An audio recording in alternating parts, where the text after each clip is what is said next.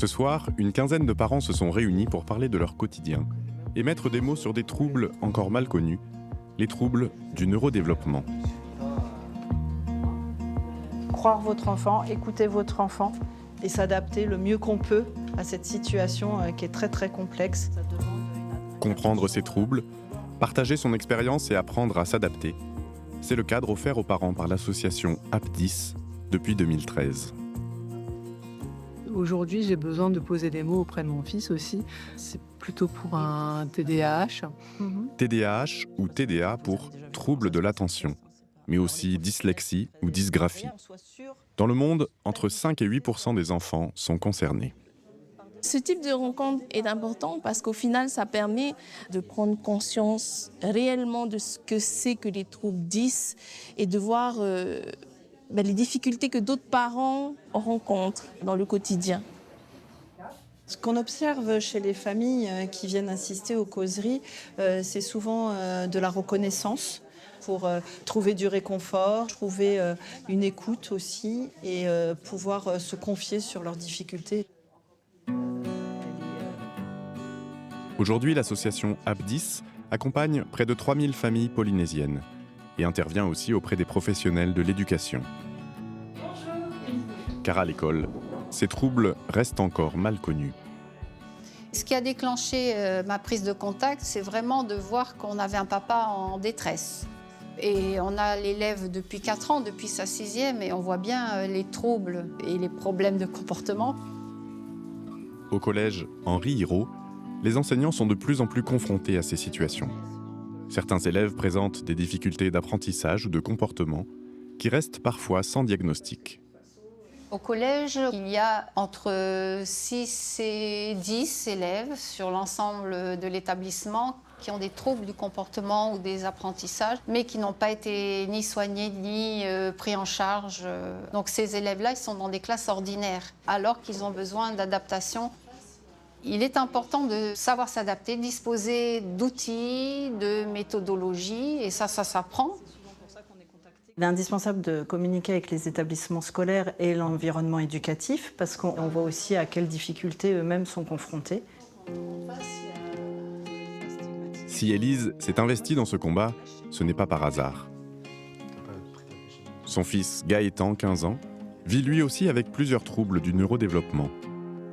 À la maison, chaque geste du quotidien demande un peu plus d'organisation et d'adaptation.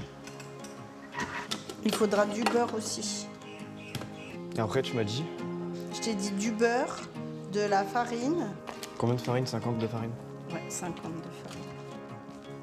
Dans notre quotidien, en fait, tout de suite, on a compris qu'il fallait faire une consigne par une consigne, donner des délais aussi dans le temps. Sinon, à l'époque, Gaëtan il pouvait se perdre pendant plusieurs minutes à faire autre chose. On s'adaptait et puis après, on y a mis l'humour aussi. Ça nous a beaucoup aidé dans notre quotidien. Tu prends ta calculette, Gaët? T'as un Putain, stylo? j'ai cherché mon stylo dans la salle de bain. Ton quoi? Mon stylo est dans la salle de bain. Ton stylo dans la salle de bain. D'accord. Avec le temps, Alors, toute la famille a appris à ajuster ses habitudes. Gaëtan, quand il a des blocages, je l'aide en essayant de ne pas reposer la question de la même façon.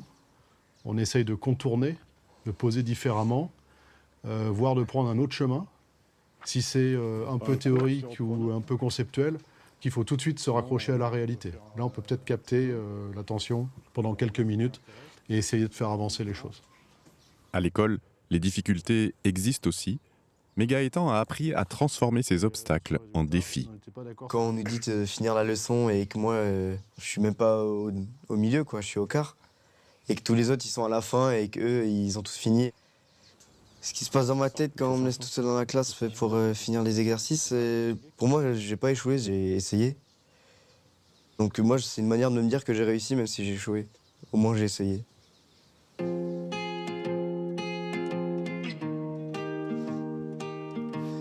Ce qui est compliqué avec mon TDA au quotidien, c'est que j'arrive pas tout le temps à être concentré. Parce qu'il faut savoir que quelqu'un qui a un TDA qui se concentre 20 minutes, c'est comme si c'était une personne qui se concentre 4 heures. Donc c'est ça qui est dur au quotidien, même le soir, quand je vais m'endormir, mon cerveau il continue à tourner et tout. Je prends du temps à m'endormir et ça fatigue beaucoup en fait le TDA. Dire être différent, Alors que tout le monde est différent, c'est quelque chose de très compliqué. Mais non, je me sens pas différent vis-à-vis des autres. Face aux défis du quotidien, la famille a appris à avancer unie. Le trouble nous a rapprochés au sein de la famille beaucoup au niveau de la fratrie parce que Gaëtan il a 2 grands frères et ça a créé entre eux beaucoup d'entraide et beaucoup de soutien et on a fait vraiment preuve de tolérance les uns envers les autres sur nos comportements et pour s'adapter. L'adaptation, c'est certainement une des clés. Donc ça peut prendre du temps, ça se fait pas tout seul, ça se fait en famille, ça se fait en discutant beaucoup. Non mais toi alors tu nous as pas dit c'était chiant, mais pourquoi Le message que je passerais à quelqu'un qui a les mêmes troubles que moi, j'irais plus avoir confiance en soi, pas lâcher. C'est avec ces troubles-là qu'on fait notre force et qu'on peut avancer dans notre vie, qu'on peut travailler à l'école, qu'on peut réussir à vivre. Énergie et détermination permettent à Gaëtan d'aller de l'avant. Mais peut-être est-ce aussi à la société d'apprendre à s'adapter pour que chacun puisse y trouver sa place.